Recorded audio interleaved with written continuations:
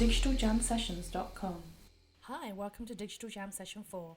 We're following up on the conversation with Joe, Tiffany and Oliver, and welcome back to the session. Moving on to the next topic in hand, which for me is an interesting exploration in terms of what we think the future of these industries are, and the future certainly for young filmmakers, which Tiffany is knee-deep in with Future 8, in terms of understanding what's coming next for these industries, and do we think that we are teaching the next generation of filmmakers, of creatives, of social media experts, and in any way you wish to describe them, but are we teaching these young people to produce things of a quality that is significantly lower than actually what the consumer has traditionally expected when they're watching their TV?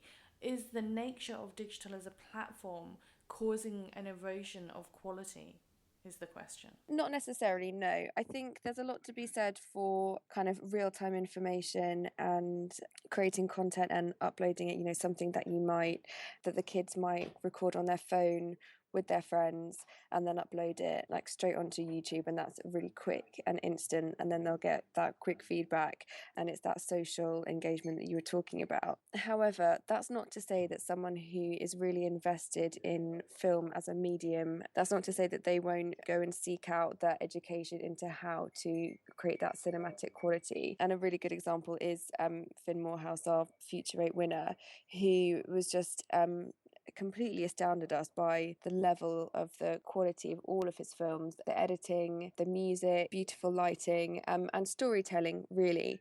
So I suppose the difference is that when you're storytelling, I think people stick to the really kind of high quality film, whereas if it's more of a update, talking about news or current affairs or just kind of what people are up to in their day, then I think that allows them to have that lower quality, more kind of instant video. And what's your take on this, Oliver, in terms of do we think that this is reducing the quality from your perspective?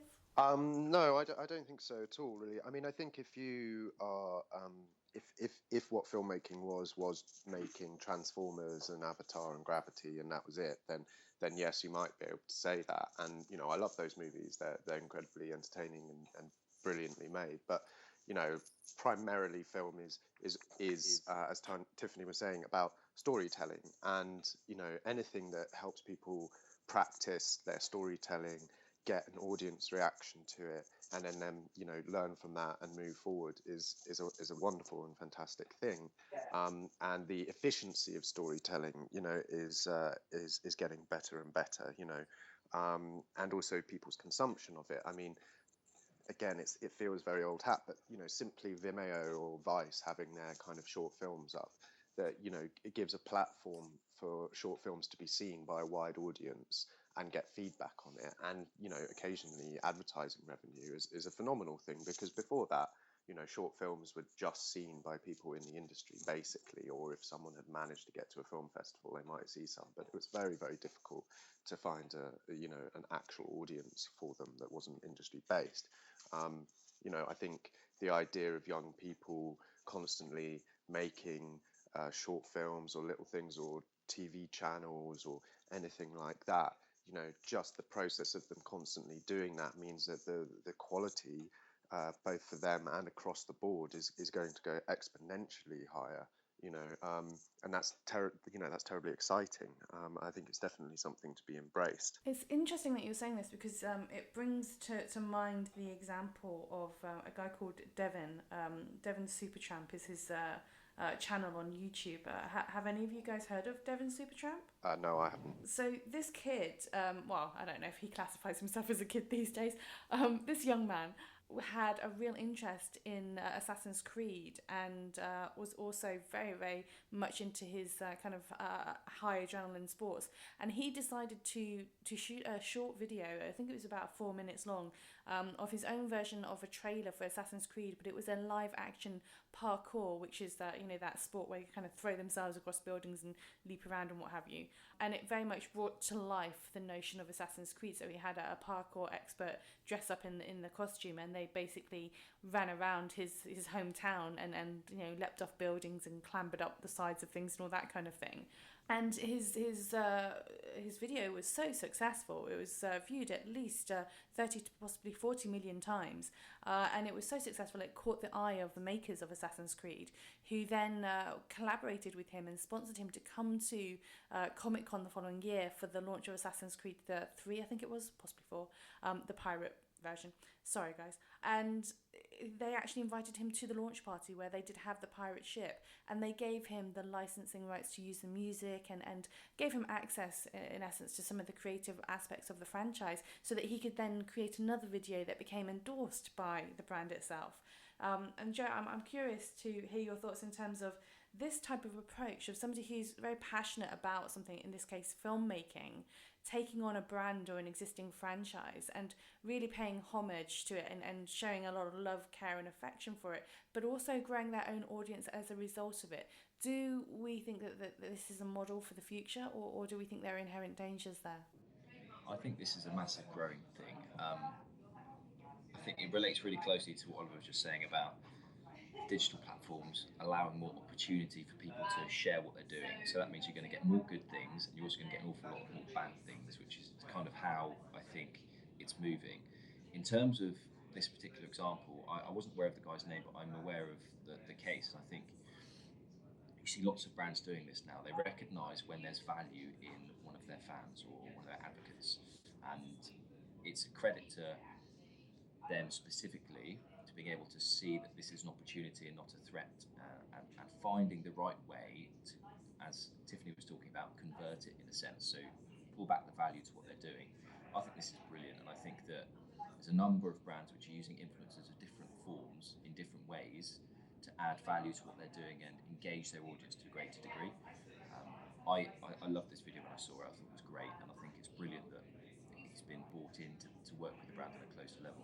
Okay, so Tiffany, do you think that there is a future for young people to create new ways to engage with their audiences and tell these stories in different ways? So I know that traditionally we're used to hearing about stories on things like YouTube and Facebook and Twitter and what have you, but earlier you was talking about this example of IP being introduced inside a virtual world, and we can't ignore the massive trend and pastime that is Minecraft. Mm-hmm. Do we think that there is a platform here for the creation and development of new IP by young people in these kind of platforms and places? I don't think there's a platform yet that necessarily allows kids to do that with real kind of creative license and I don't know, I guess a more kind of collaborative way. I mean, really interesting that the YouTube example that you were talking about, because I think that one of the reasons why videos like that are so successful is this idea of credibility. So I'm sure everyone's seen the kind of research stats recently that the kids and teens who watch YouTubers and have a favourite YouTuber like them so much in comparison to celebrities because they find them a lot more credible, so they can look up to them in that sense.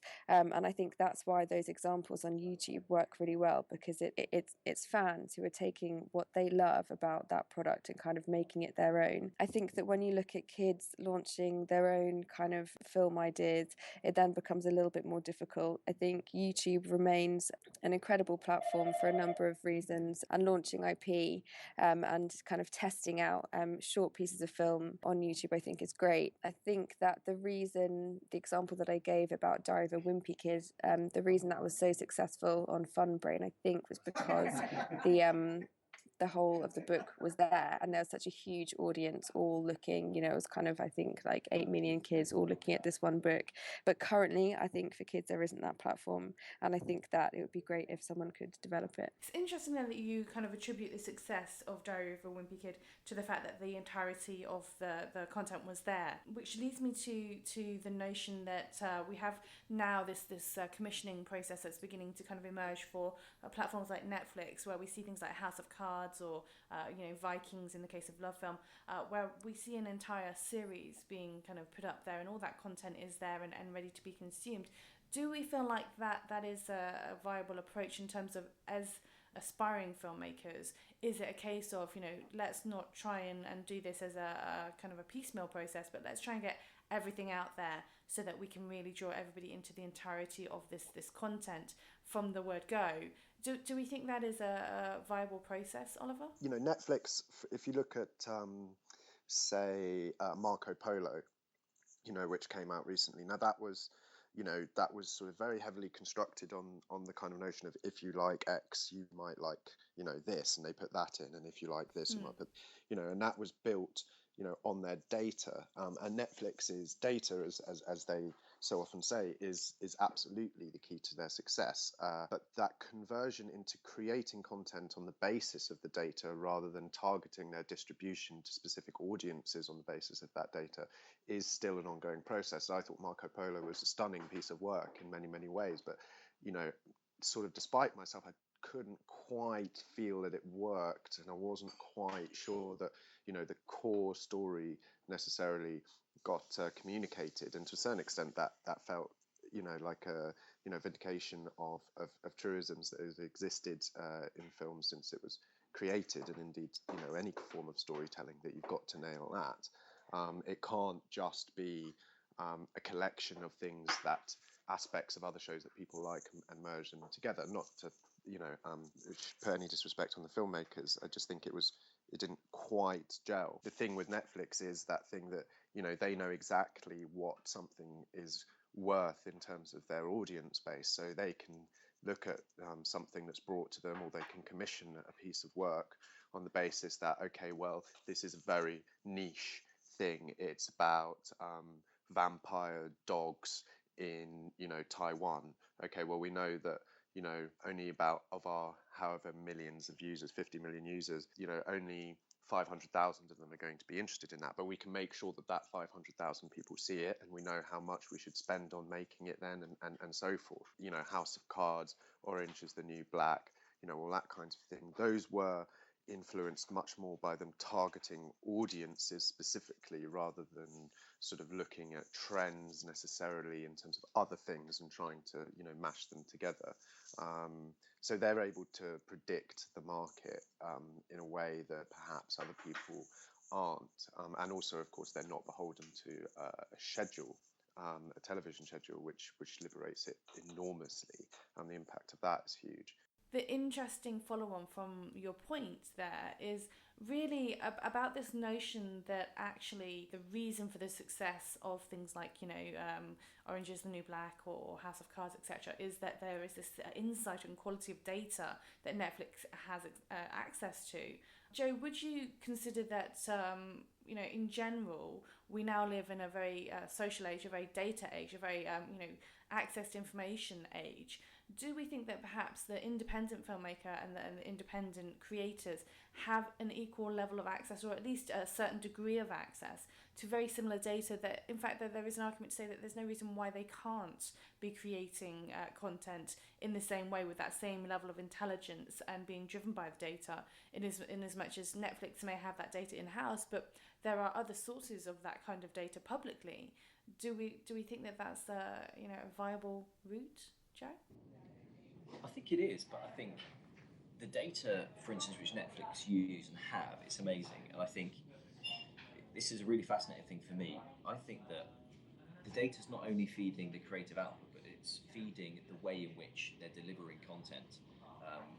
What I mean is this: it started to change behaviour from what people are used to in terms of conventional TV viewing. So booking an appointment almost at 7 o'clock on a Tuesday so you can watch the programme that you've been looking forward to, through to you being able to binge what you want at your convenience.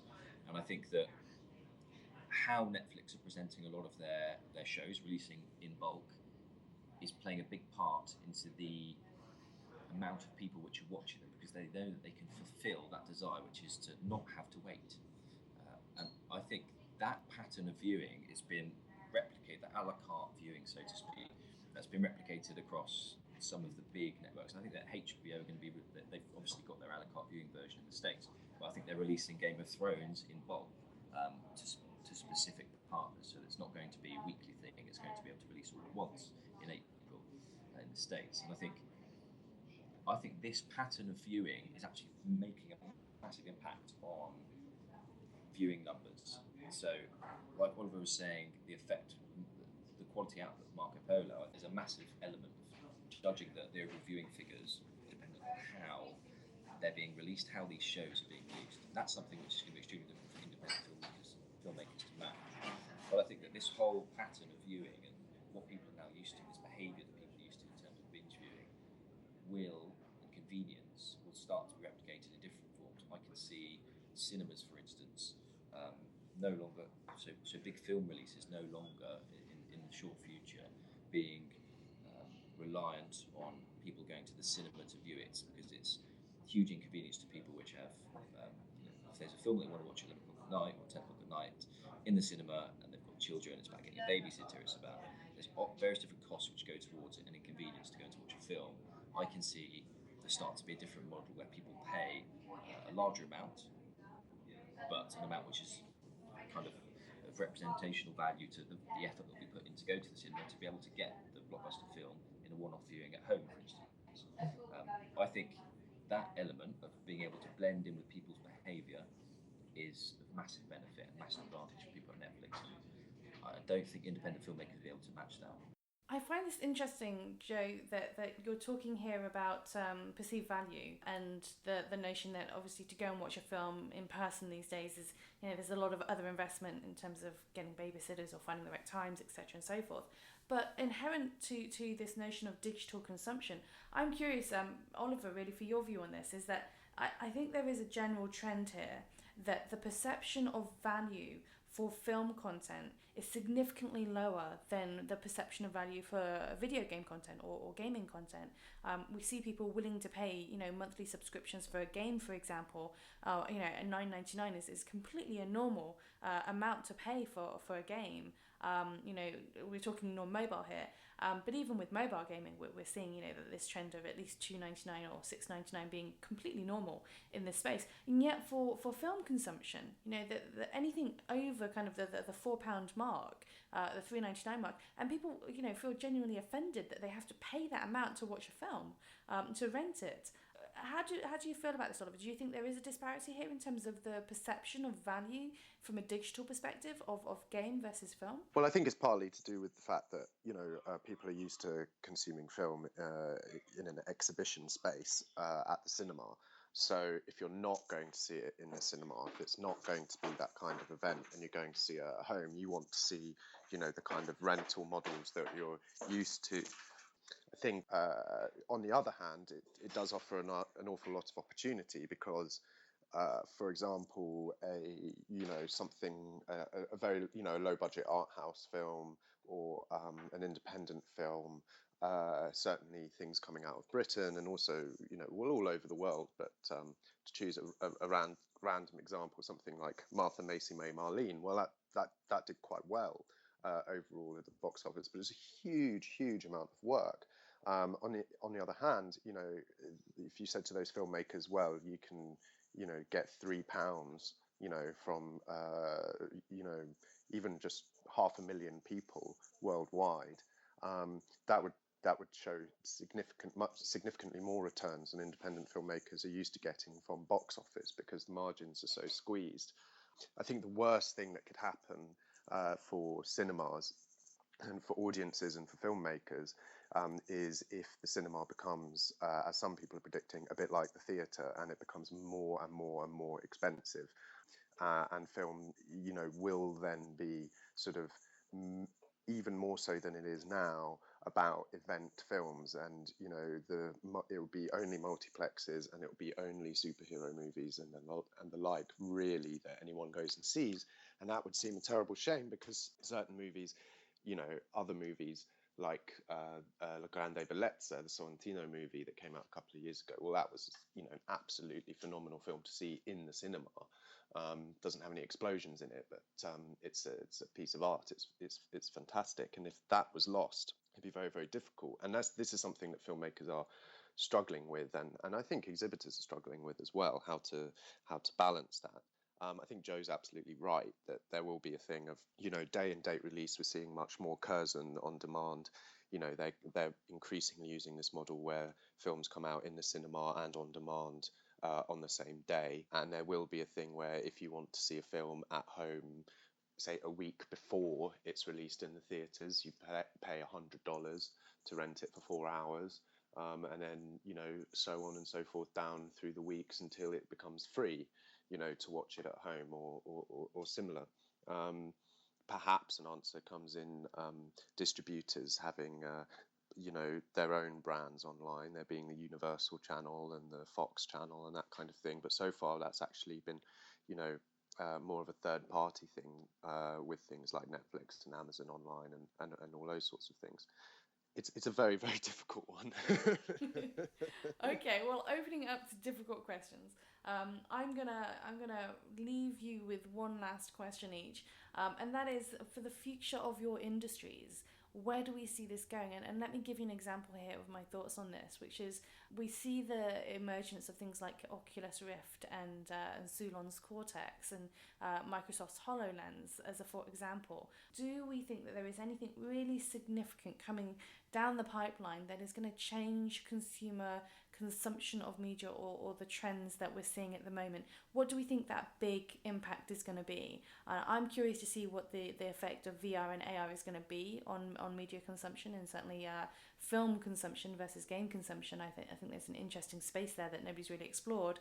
But I'll open these questions to you, Tiffany. What do you think is the future for your landscape? Really interesting question. I think the future for kids and the way that they consume media, I think, is just going to be kind of more and more triple screening, multi screening. The really interesting thing is that kids are using kind of at least 2 screens at any one time, but unlike adults, they really don't have a concept of the fact that they're using 2 or 3 more screens. So I would say that when they're interacting with a brand or a movie, if it's kind of within the family home or within a space that they have access to other screens, they're likely to also be engaging with content from that same IP but off different devices at any one time. So for example, we have, through our insights and innovation team, we see kids who are watching their favorite program on TV. They're also playing along on their phone at the same time or on their tablet.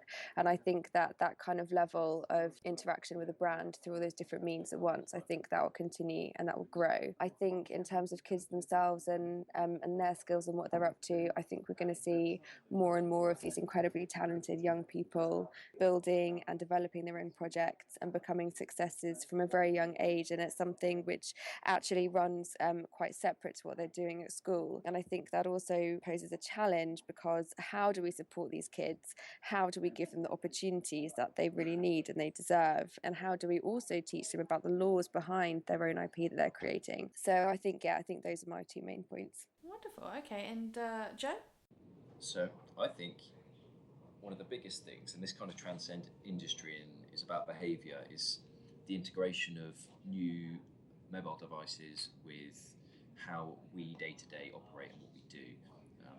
The introduction of different wearables and how these elements are going to give more opportunities for organisations and for companies and brands to engage with people on various different emotional levels. We've already got a very interesting array of ways to engage, and that's only going to develop more with the more tech which is introduced. You kind of mentioned Oculus Rift.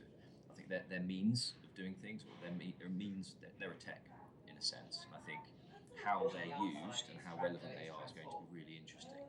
Now, that element of new devices and new tech and how it gets integrated into our behaviours and what we do day to day, the opportunities that creates, it's going to create more data. And I think data is the next big thing, which is really interrelated to it in terms of introducing all of this new data, which companies, brands, whatever, won't have been able to have had a sight of before. It's going to be interesting how they use that data, how they introduce it to what they're doing currently, how they make things more personal, more relevant to individuals. That's going to be quite an exciting space. I think it's going to be seen shortly with the types of apps that are developed for things like the Apple Watch. For me, those 2 bits are going to be really exciting for not only the space I'm in, but I think across every sector. Absolutely, I fully agree with that one. Oliver, what about you? Well, I think there's certainly going to be, complete VR immersive films. Maybe there'll be a Jurassic Park, where you are wearing your Oculus Rift and you're in there, and I will be front of the queue. But I think, what might also be interesting is that we might start to see some of the augmented reality, the AR stuff coming in. If you look at, say, Punch Drunk and what they've done with theatre, and you compare it to Secret Cinema and the kind of crossovers that are beginning to happen there, well, I can see certainly in the not too distant future a sort of a Punch Drunk show that has augmented reality laid over the top, that is made by sort of filmmakers and gamers together, which I think is would be an amazing sort of piece of technology and entertainment. But I think what Joe said, is certainly right. What we're talking about are pieces of tech affecting the kinds of stories that we tell, and across all of that is, and maybe this is just me being very old-fashioned, but the power of the story. And I still certainly believe in that power of the story. And if the story isn't good enough, then it doesn't matter how much exciting technology you lay over it. It's not going to grab you. Part of the success of The Last of Us was quite an old-fashioned game in terms of its gameplay, but it was an astonishing story. That's what pulls you through, and it's beautifully made. And I always say, I always think that Double Indemnity is an immersive experience because it is a spectacular piece of filmmaking and storytelling. It's black and white, it's 60 years old, it doesn't matter, and when you watch that, you are in that world, and you don't need 3D things coming at you or anything. You are just completely drawn in by it, and I think that is the testament to the power of the story, and that is also going to be the thing that anchors some of this VR and AR stuff. You won't be, it will be a way of creating new environments and new methods of storytelling, but you're still going to have to pay attention to that story. And that's, I think that's something quite primal and something that we're never going to lose. And I think that's a good thing. I would fully agree with that as well. Well, guys, I want to thank you all very much for taking part in this digital jam. And I want to thank everybody for listening to these guys. And yeah, thank you very much. I hope that you had a fun time with it. Thank you again for joining us for the Digital Jam sessions. If you're enjoying these sessions, remember to subscribe or give us your comments to let us know who else you'd like to hear on the Digital Jam sessions. digitaljamsessions.com